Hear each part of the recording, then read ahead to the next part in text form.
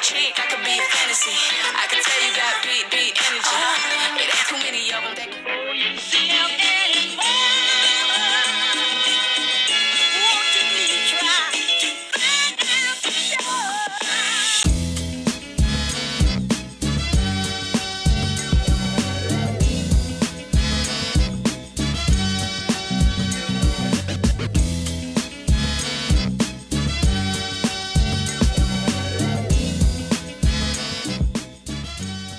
Hey guys, Andy here.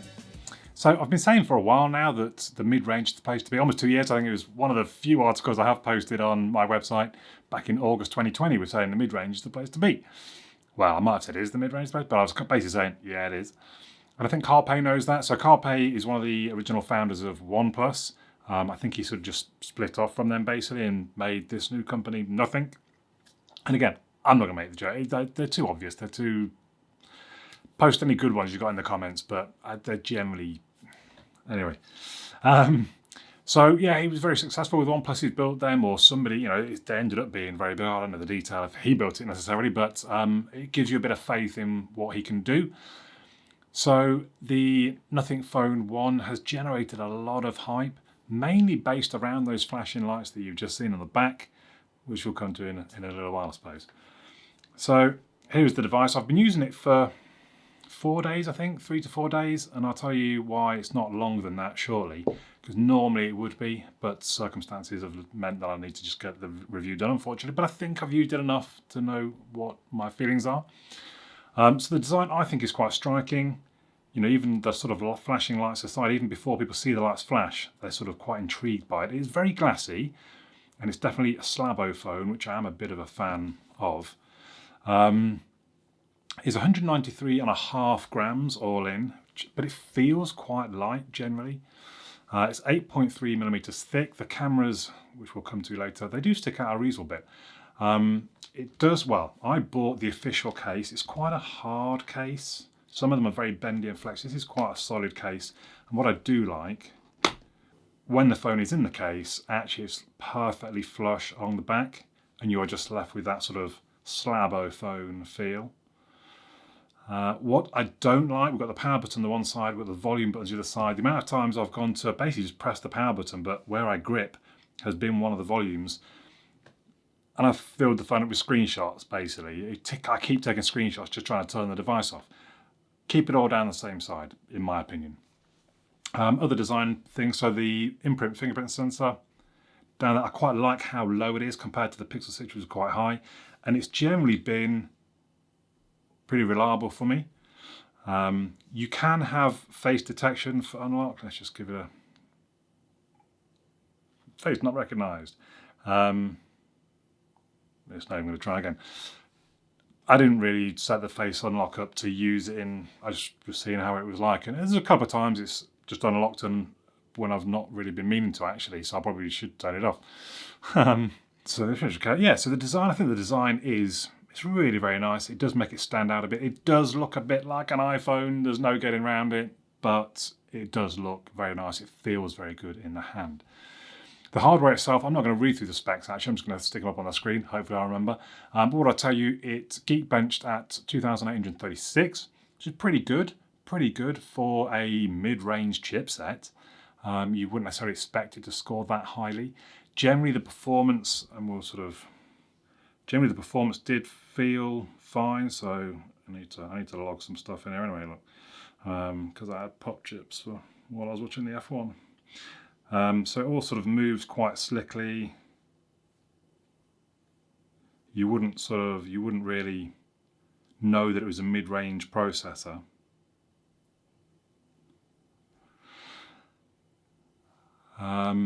It has stereo speakers. You kind of heard them already. Let me do a bit of podcast. The company has said the first use case it's working towards is allowing quadriplegic people to control digital devices with their minds. Musk has touted more far-reaching future applications for the technology, saying he believes it could facilitate symbiosis between humans and artificial intelligence. I have to turn those flashing lights off, actually. They'd be quite annoying, I think. Well, I was like speakers, so they're actually quite loud. So, was it MKBHD? Somebody said the speakers weren't very good. And I suppose I'm not saying they're good, because they're a little bit tinny. If you were listening to music, doesn't sound good, but it's a phone. What phone do you listen to music from and it sounds good? I'm really after the podcasts and phone calls, and actually they're quite loud, so I do my speaker test, kind of 2 bits of music and a podcast that I use the same bits. It's a reasonably controlled test. It scored in the top 10, and I've tested over 80 devices, and it was like 9th for how loud it is. And it is. I actually really like the speakers. So they've turned out from being a bit of a concern to being one of the strengths, although they're a bit tinny. It does have NFC, the device, and I've paid with many a thing on Google Pay with no problems. The screen is an OLED, like 1 billion colours or whatever. 1080 by 2400, 6.55 inches, 85.8% screen to body ratio. So the bezels are reasonably thin. It's a 402 pixels per inch density. It's covered by Gorilla Glass 5. Now again, in my test, they quote 2 different amounts, and one of them was in the 500s for sort of brightness, as bright as will go, but peak brightness was like 1200. I think peak brightness is, you can set it as high as you want without the auto brightness, but when you turn auto brightness on, it almost unlocks another level you can't get to, and when the sun's out and bright lights, it cranks it up there because it doesn't want you to be able to sort of burn your retinas. So in my test, it was a 5. So in my test, it was a 595 lumens, but which isn't that high. That's reasonably low, and in some ways it didn't surprise me. Only in that, in a budget device, the camera and the screen are the 2 things that often sort of pay the price, or not, so to speak. But having said that, I've been using it in quite bright sunlight. Today's been really bright, and I've been using it, and I can see the screen, no problems at all. So maybe that whole sort of cranking it up into the peak levels when it is bright, it does work, because I definitely didn't have any problems. The colours generally look bright and strong. It's a crisp looking display. There's no sort of response issues. It does seem a complete dust magnet. I think it's got better as I've gone on, but the first day I was forever trying to wipe it, and they would just stick into the screen. But it has got better. If we move on to the cameras, so they're both, you've got the wide angle and the ultra wide angle, they're both 50 megapixel. The regular is f1.9 and the ultra wide is f2.2. They've got face detection, autofocus, optical image stabilization, electronic image stabilization on the main one. It does video 1080p at 60 frames per second, 4K at 30. It's got live HDR. The front-facing camera is 16 megapixel, f2.5. So again, the camera is often an area that you really struggle with on a budget device. I thought the Nothing Phone 1, it was pretty good.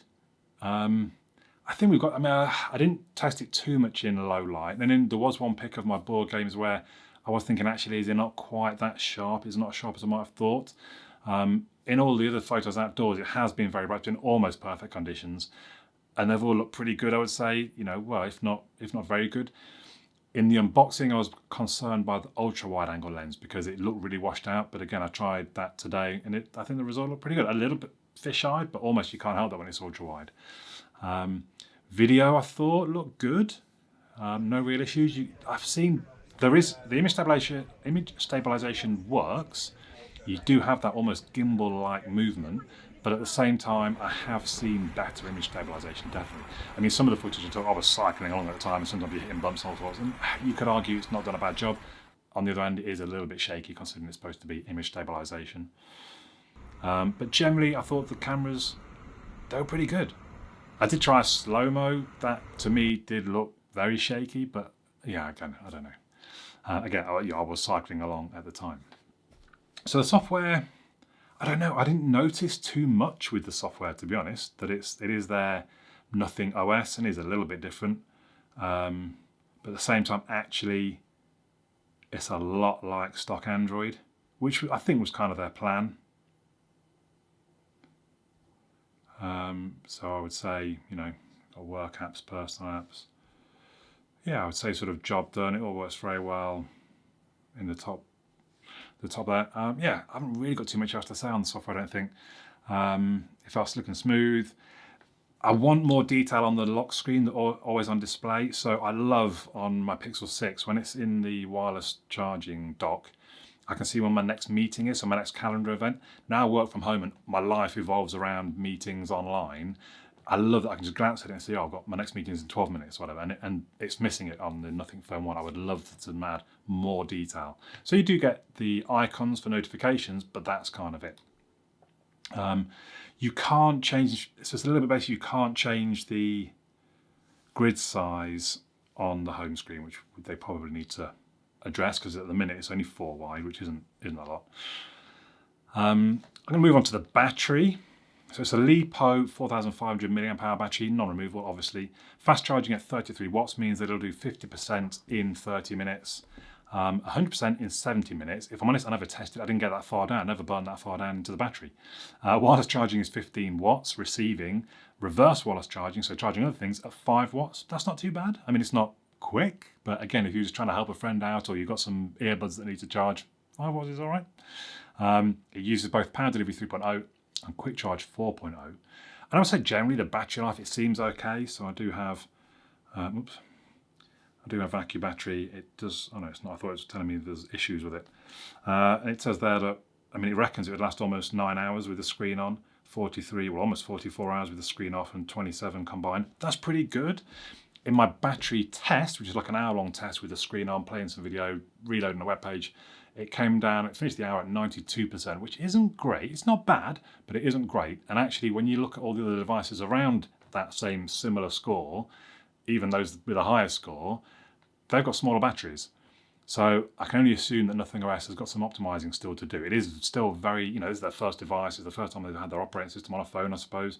I guess it's going to get better in time as they get better. And then we move on to the Glyph.